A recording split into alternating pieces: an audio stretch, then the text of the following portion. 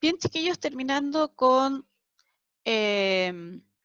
siguiendo con el soporte vital básico infantil, continuando con los temas que corresponden a esta unidad, vamos a hablar un poquito en relación a lo básico que ustedes tienen que saber para atender una emergencia con algún niño en caso de un paro cardiorrespiratorio.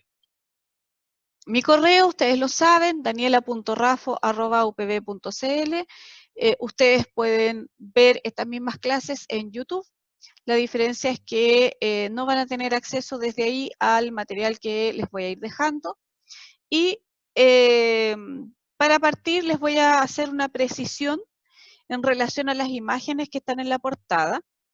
El soporte vital básico infantil va a depender la forma en que se realice de la edad del niño con el que estemos trabajando.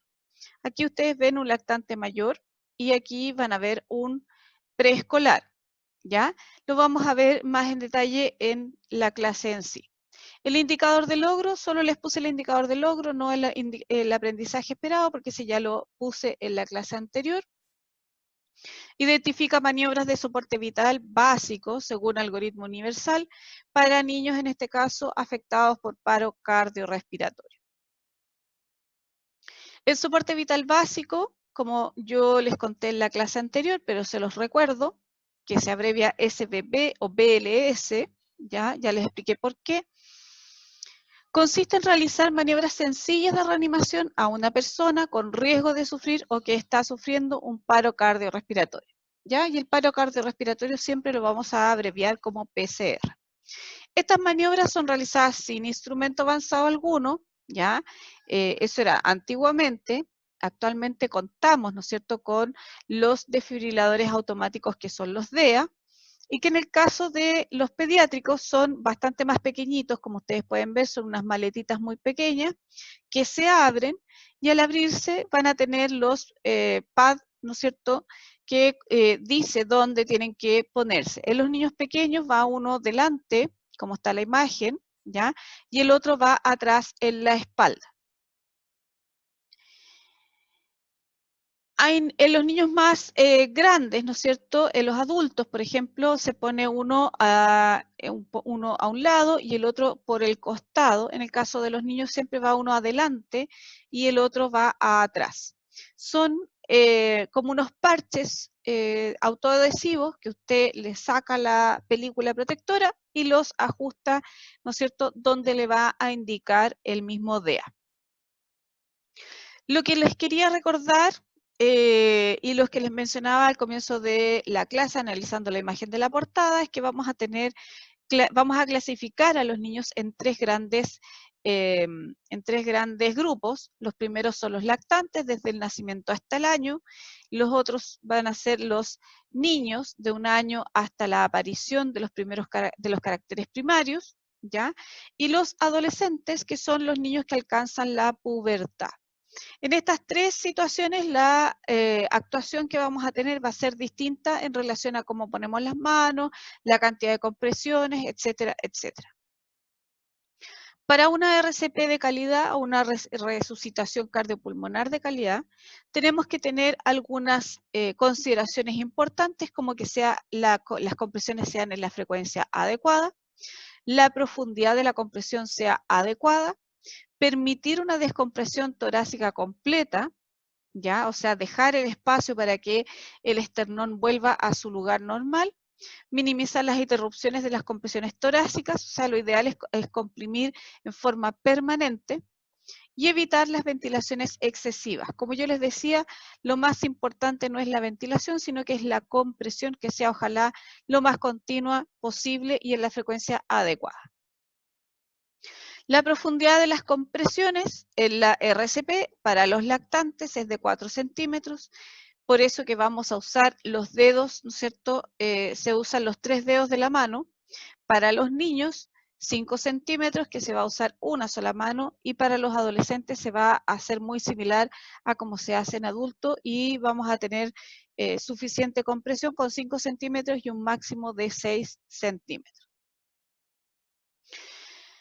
Lo mismo que en la clase anterior, en este caso, en el caso de los niños, vamos a tener que la compresión, como ustedes se fijan, los brazos tienen que estar rectos, sin doblar los codos, y vamos a hacerlo con el talón de la mano apoyado sobre el tercio inferior del esternón, con la idea de comprimir, ¿no es cierto?, aproximadamente la cantidad de centímetros de acuerdo a la edad, y le vamos a dar el espacio para que el esternón vuelva a su espacio normal, ¿ya? Y lo que hay que hacer es comprimir fuerte y rápido, presionando el esternón al menos un tercio de la profundidad del tórax, sobre todo en el lactante. En los recién nacidos, la compresión se hace con los dos deditos, ¿no es cierto?, los dos dedos pulgares, ¿ya? Se toma al lactante en esta manera y se usan los dedos pulgares para comprimir. La frecuencia de las compresiones en RCP, ahí vemos un lactante, ¿no es cierto?, que como yo les decía, se hace con los dedos, no se hace con la mano completa, y la frecuencia tiene que ser entre 100 y 120 compresiones por minuto. Ya aquí tiene que ser muy rápido, prácticamente uno en la práctica no alcanza a contar. Pero la idea es que ustedes aprendan más o menos el ritmo que les da las 100 o 120 compresiones por minuto. Y esto tiene que ver, como veíamos en la clase anterior, con la frecuencia cardíaca que tienen los niños más pequeños. Veamos el algoritmo, lo que tenemos que hacer. En caso de un niño, si el niño no responde, está inconsciente, ¿no es cierto?, hay que gritar pidiendo ayuda o, en su defecto, marcar directamente al 131. Hay que abrir la vía aérea con las técnicas que yo ya les enseñé en la clase anterior. Y si no respira normalmente, hay que partir con las 30 compresiones torácicas y 2 respiraciones, ¿no es cierto?, de rescate. Tras un minuto, ¿no es cierto?, se avisa al equipo de reanimación y luego continúa el RCP. Eso es como lo ideal, ¿ya? Ahora, también hay que tener en cuenta que si el niño no tiene pulso, está respirando, pero no tiene pulso, solamente vamos a hacer compresiones torácicas.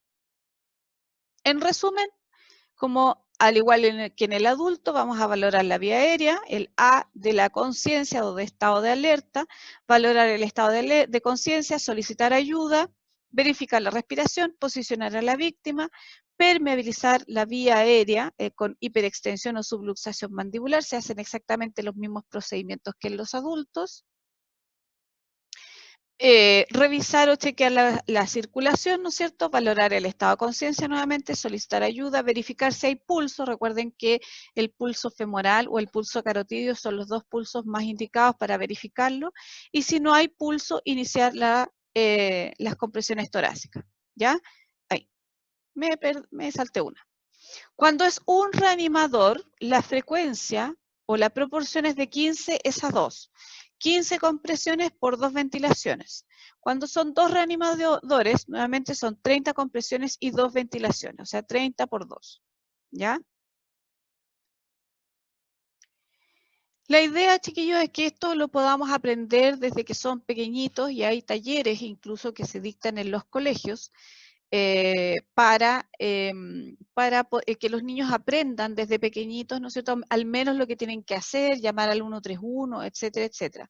Mientras antes uno aprenda a hacer RCP, mejor lo va a poder hacer siendo adulto.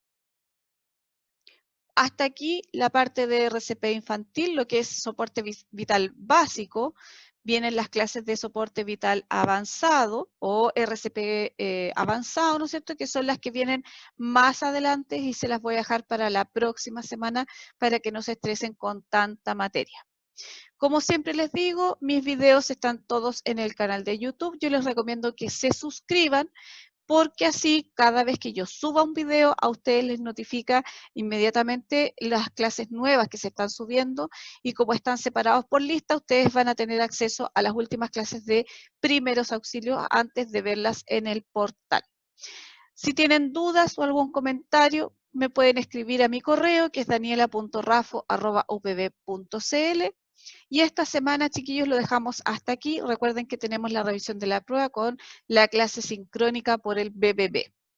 Así que nos vemos en la clase sincrónica.